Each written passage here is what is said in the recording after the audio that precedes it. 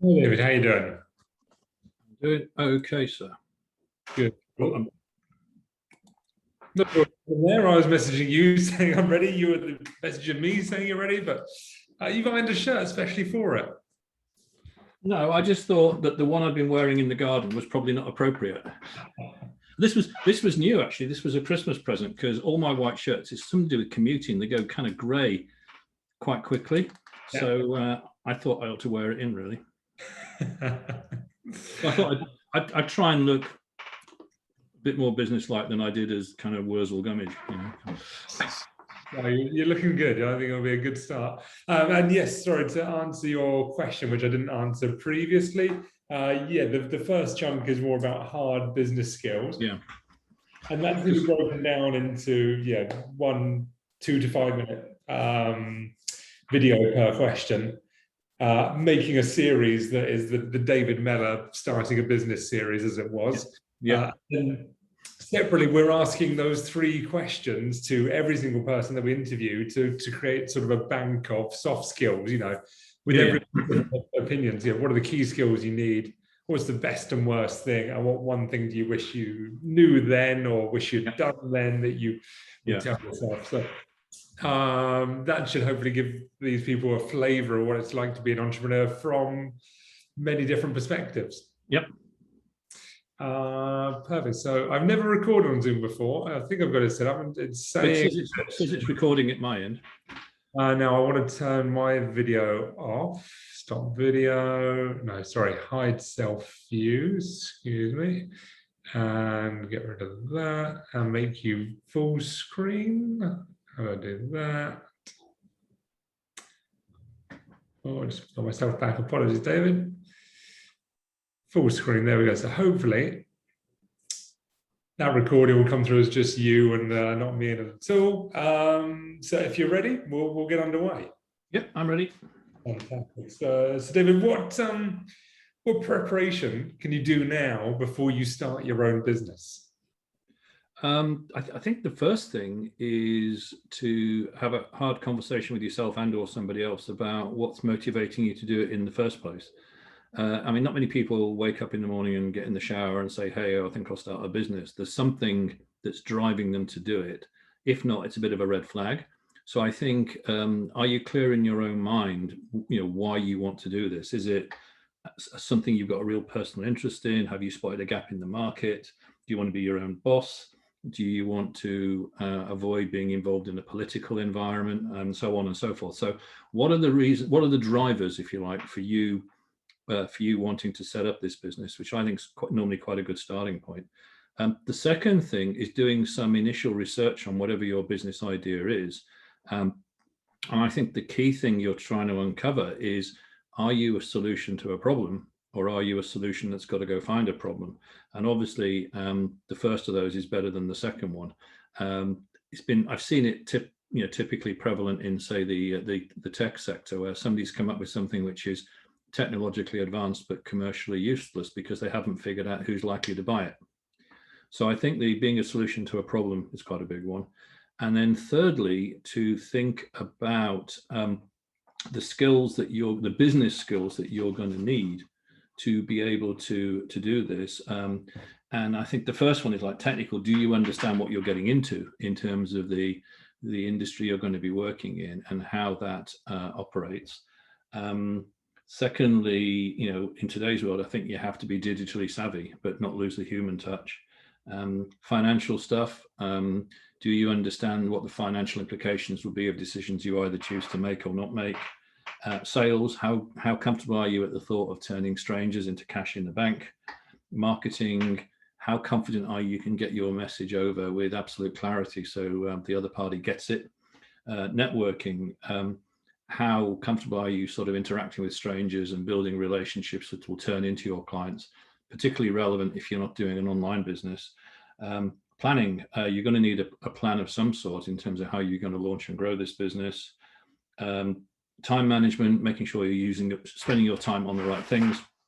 And finally, procurement, because you may be for the first time having to be active as a buyer. So how comfortable are you doing that? So to look across that range and to figure out which are the ones where you may have gaps that you have to find some way of dealing with.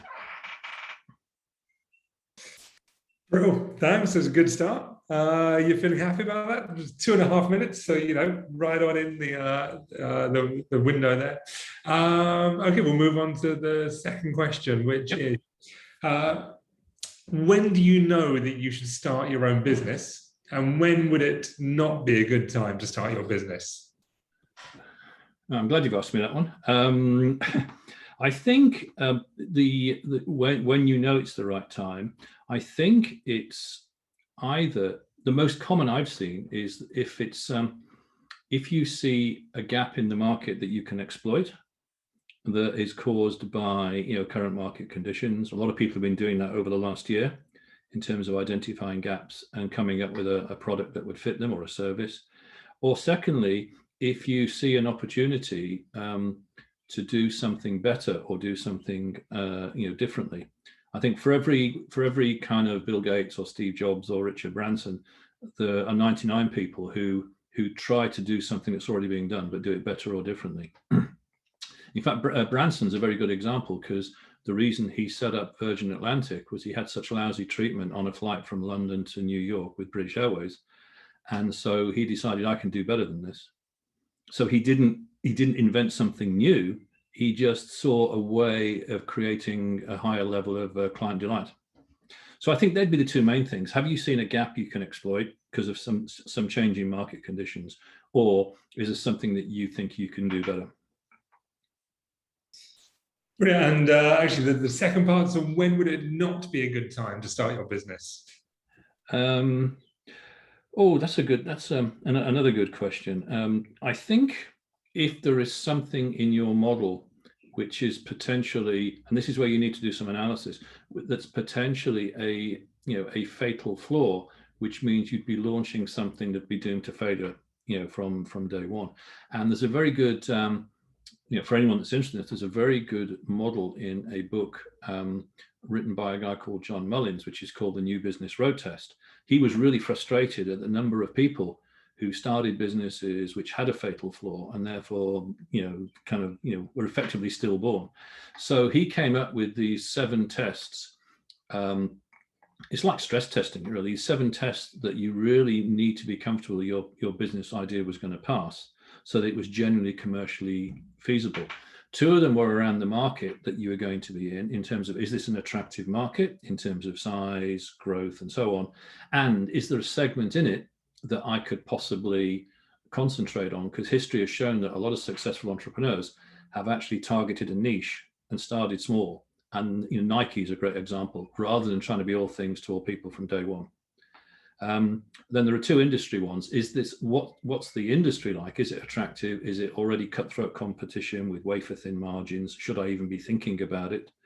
And the second one on the industry side is about, will I be a 6-month wonder, or can I build something that has the potential to be sustainable over time? And then three of them are people. That's 4 of them. The other 3 are all people focused. One is, am I clear in my own mind about what my vision is, what my mission is, what my aspirations are, what success would look like, and what's my attitude to risk? Because every business has a degree of risk, and how do you feel about that? Second one is around, what's it going to take to implement this plan, on the grounds that one way or another, even if you're starting the business just as you're going to be dependent on other people. So have you surrounded yourself with a team of people who, between you can execute the plan? The plan could win the Nobel Prize for Literature, but can the team actually deliver on it and make it happen?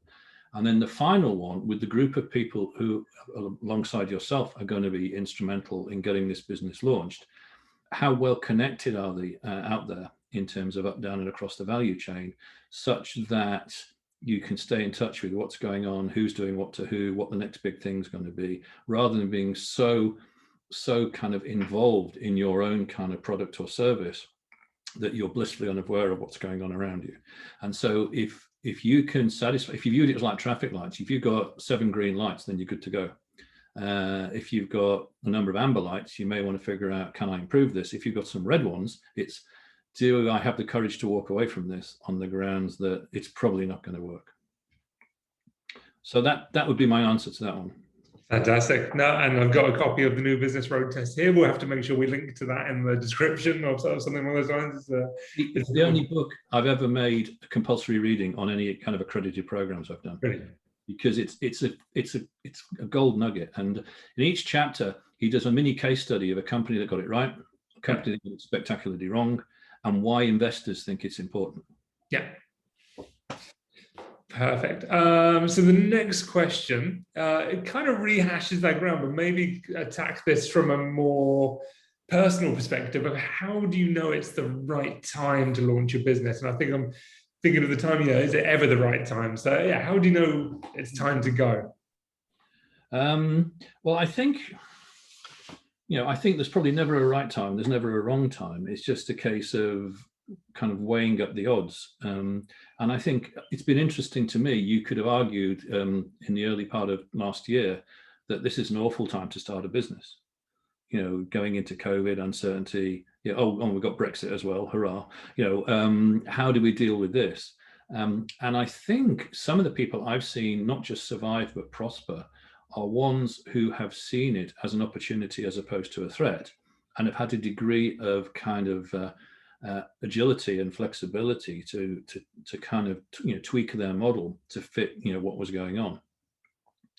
And as one example, because as office space in London became more and more unused, people were setting up sort of COVID compliant little kind of work hubs in sort of towns and villages. So people's commute, they could actually maybe walk to work, rather than having 90 minutes on the train and the tube. So, I think, I don't think there is, that there is a right time and a wrong time. It's a case of, are the stars aligned for the business you're proposing in the market you're looking at this moment? Because you've got these variables. It could be somebody. Another example, is it right product, right time? There were some guys in the science park at Cambridge who came up with a product in the early 1980s, which was ahead of its time. And their investors stayed patient with them, and they ended up being an instrumental cog in the internet wheel when the World Wide Web really gathered pace in the second half of the 90s. But they had this product 10 years too soon. So it is aligning right product, right time. Perfect, thank you. And the last hard skills question for you then. So what difficulties must you be prepared for when you start your business? Oh, goodness. I guess one we've just kind of alluded to, really, which is that the marketplace is the ultimate judge, and the marketplace judge your product differently to you, and that they don't see the value and the benefits, that you're expounding. That's not uncommon, but I think if you've done the other things that we've talked about in terms of preparation, you can avoid that one. I think another one is not to adhere slavishly to what you thought was going to work, and having that humility and courage to change it, if it's not hitting the spot, and the fish aren't biting. And I think one of the biggest ones I've seen is sort of, in terms of the power of discernment, choosing the wrong people to be involved with. That could be suppliers, that could be associates, it could be business partners, could even be clients. And if you end up associated with the wrong people, you do run the risk that it's going to undermine your efforts, however good they are. I remember interviewing one of my mentees about what's the biggest lesson she learned going through the startup process. And through sobs and sniffs, she told me trying to find a web designer on Google.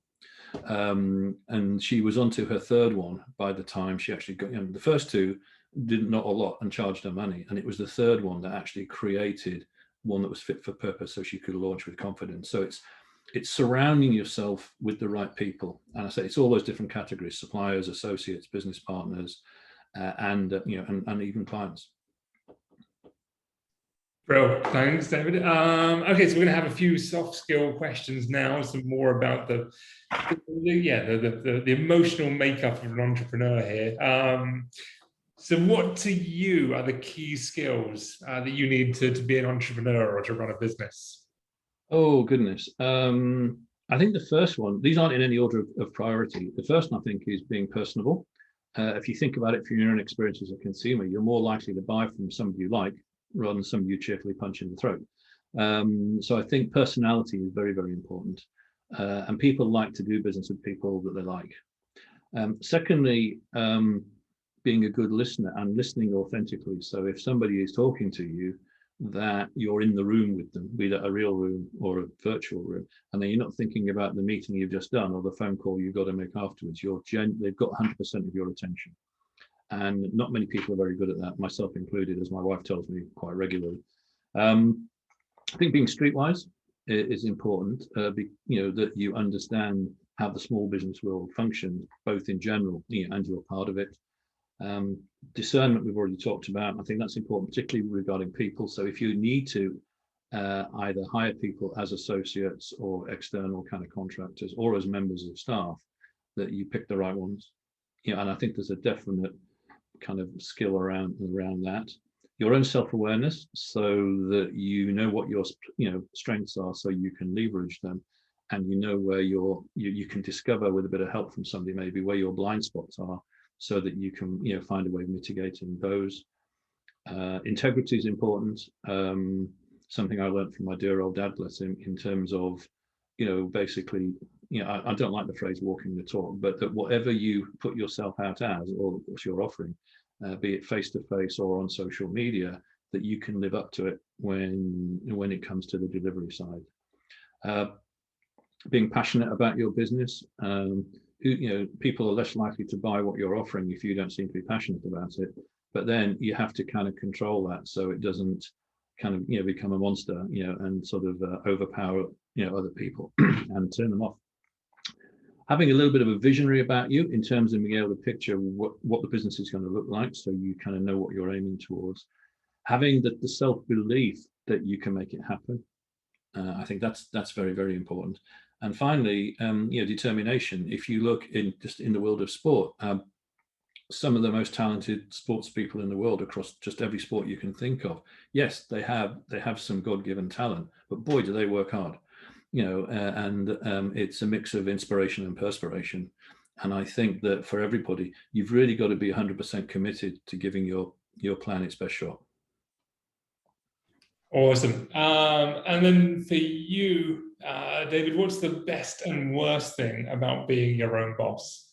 Am I allowed more than one? Yeah. I think the best is for me was what the first one is probably a negative, in that I escaped the politics that you find in the higher echelons of an investment bank, and so it was a politically free zone as far as it ever can be. I was in control of my own destiny, which I quite liked.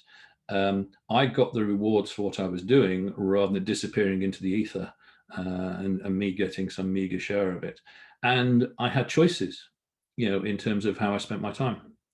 I mean, the work-life balance one's a bit tricky because quite often a new business can take over your life, and so trying to control that is not easy. But I think having the freedom and the ability to make choices that work for you and for the business. So I think they're the good things. Also, the sense of fulfillment that comes out of proving to yourself that you can do it. In terms of the worst, I think the worst part of being your own boss is having to deal with the stuff that you're either not very good at, or that you really don't like doing. Because I haven't met anyone, I think, who is equally happy doing every aspect of running a business. And so how do you deal with the gritty bits? So I think as soon as your financial model permits to basically one way or another, outsource the pieces that aren't in your kind of favorite area and find people of quality. And it's important you don't make false economies. People for whom that is their living, they love doing it, and so on and so forth. I mean, I could never be my own IT help desk guy. It would be hopeless. But I have outsourced it to an IT help desk company who are just so enthusiastic, and they love it when I take up a problem they haven't seen before. I'm just kind of just wanting fixing, and they think this is great. It's we haven't had this one before. I think, I'm really pleased for you. But I think, outsourcing the bits that you're not comfortable doing. Super, yeah. I like the work-life balance coming in. What's the phrase? Entrepreneurs are the only people who work 90 hours a week to avoid working 40 hours a week. Yeah. Or an entrepreneur is someone who work like no one else is able to, so that they can then retire like no one else is able. I've misphrased it, but yeah. Okay, and the final question then. So what one thing do you know now that you wish you knew when you launched your business? Again, am I allowed to? I'm going to do two anyway. The first one, and actually this was one of the difficulties I should have brought out earlier, so this is a forgiveness message. I think it was a complete surprise to me how hard it is to get paid, because it was something I'd been sheltered from in the corporate world. I'd never had to invoice people and chase them up. And I kind of assumed naively that if I've done a piece of work and the client is satisfied and I invoice them, that's the end of it. But quite often it isn't. So I think learning, it's just part of the streetwise thing, that it's dangerous to assume that everyone's going to pay you straight away. But the bigger one for me, and I've experienced it, and just about everybody I've worked with over the last 20 years has experienced it, is all around trust. And I think you have to be really, really careful who you trust, particularly if you are involved in building a new network rather than the one you had on the day you started the business.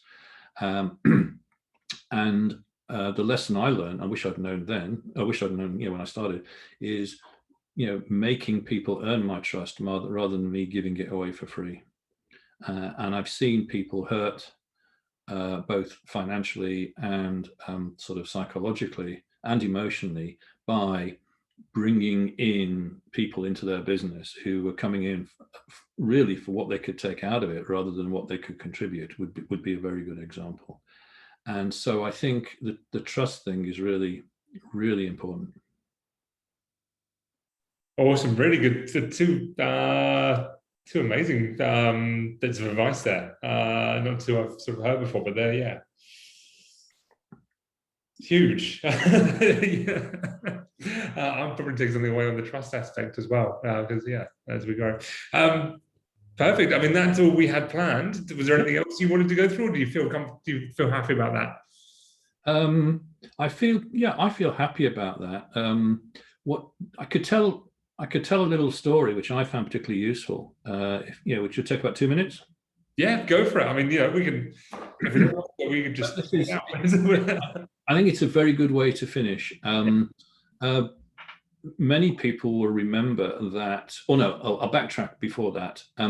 My wife was a school teacher, still is. She's actually out doing catch-up teaching at the local primary school as we speak, with these little small bubbles of kind of primary school kids. And she'd been at one of these teachers' sort of away day things, training days. And she came back, and it was a Monday evening, and we were seeing a domestic bliss. There we are in the kitchen making a spaghetti bolognese. And she suddenly says, "Humphrey's marvelous." I'm thinking, who's Humphrey? She said, "You must know Humphrey Walters." I said, "I've never heard of him." She's, she said, "He's a motivational coach and a motivational speaker." And I still said, I'm still no wiser. Anyway, he made his name. That's what he was. He made his name because he was part of a crew that did a round the world yacht thing. And this crew had three things that were quite interesting. One was that it was an all-male crew. One was that none of them had any sailing experience at all. So they're all complete novices. And the third thing was they kept this quite quiet until the last minute, which I would have thought would be highly dangerous. But anyway, he dined out on some of the stories about one where the whole crew were down with dysentery or something, and he was having to navigate through the night in a storm and all sorts of things, and sort of team building through adversity and so on. And he came to the attention of Clive Woodward. And Clive Woodward said, "I'm trying to put together a support team to help me go to Australia in was it 2003 and win the Rugby World Cup." And he said, "Would you like to be part of that?" He said, "Well, I don't know anything about rugby." He said, "Well, I know about rugby." He said, "But you know other stuff." So he said, "Okay." So he came on board, and then he said to Clive Woodward, he said, I've been looking at this." He said, "Rugby to me looks like a game which is all about doing a number of highly technical things very exceptionally at high speed." And Clive Woodward said, Yeah, I suppose it is. And he said, okay. So he said, let's decompose the game, deconstruct the game, and figure out what those components are, and figure out how we can be the best at each of them. So when you put them together, we've got what it takes to win. So they said, okay, which team is the best in the world at scrummaging? I won't get all of these right. So, the answer was the Argentinians. She said, okay, what do we do to be 1% better than them? Which is the best team at the line out? The All Blacks. What do we do to be 1% better than them? Which is the best team in broken play? The French. What do we do to be 1% better than them? So, and then they went through player by player, fullback, wingers, forwards, and so on. And so they came up with this list of all the technical attributes where, if they could be 1% better than the best in the world, you put them all together, and by definition, you should be the best. And somebody who copied this was Dave Brailsford with the Team GB cycling. They did exactly the same thing, this kind of law of marginal returns. Can we be 1% better than anybody else? But then they moved on to what Humphrey Walters called non-critical essentials. So Clive Woodward said, well, what on earth are those? And he says, well, things that are nothing necessarily to do with the game of rugby, but might give us an incremental edge. So in the home dressing room at Twickenham, each player had his own named peg, just to give him a sense of, belonging. The main sponsors were, and I think still are, O2.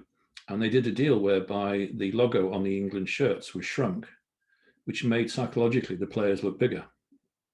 And when they went on tour to the Southern Hemisphere and they played New Zealand, South Africa, and Australia, the feeling was, wow, these guys have bulked up. And they hadn't. It was the shirts that were creating this optical illusion. They always changed their shirts at half time, so they always looked fresh, rather than having shirts covered in grass and mud and blood and parts of the other team and whatever. And the really interesting ones, they hired the help of an Israeli lady, I think it was, who was an expert in ophthalmic science, and she worked on their peripheral vision. So that if somebody like Johnny Wilkinson, the fly half, had the ball, not only could he see what was going on in front of him, he could see what was going on either side of him and slightly behind him, which increased his options on who to pass to next. And so if you put the non-critical essentials together with the 1% issues, you've got a pretty strong model. And so the challenge, when I heard this talk, because I followed up after my wife telling me, the challenge that Humphrey Walters threw out to an audience of business people, and other people have done since, was, do you know what the 1% issues are in your business, and what are you doing about it? So I think it was a great call to battle in terms of how to make your business the best it can possibly be. Superb. Yeah, I think that'd be super useful for people to hear and think about how they apply to their business. And it's fascinating to hear that applied. And I follow both rugby and cycling, so all making sense to me. Perfect. Well, hopefully that recording works. I'll stop recording now. Stop. There we go.